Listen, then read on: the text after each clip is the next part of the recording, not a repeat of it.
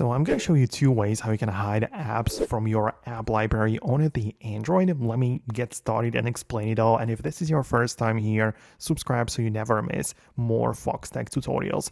Well, it all comes down to your Android device and the exact operating system and version and all of that. But on most Android phones and Samsungs specifically, there is this thing called secure folder. And this is like a place which you lock with a passcode, and you can put here some random things, like you can save specific photos or notes in this folder, but also apps, right? So when you get inside, you might need to authenticate it with a password as such, but you can click on the plus button and see the list of all of your apps, right? So let's say I'm going to select something random, right? And then I can click on add, and it will sort of be like locked in here. So, then I shouldn't really be able to find it here because it's part of the secure folder.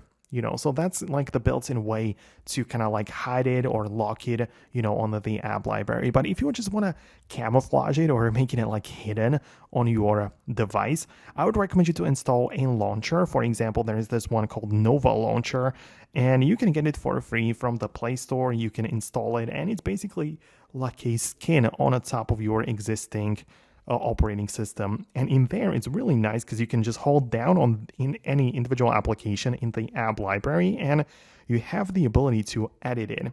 So you can literally change the name of the app and also change the icon. So the app looks completely different, like nobody would ever guess what it is.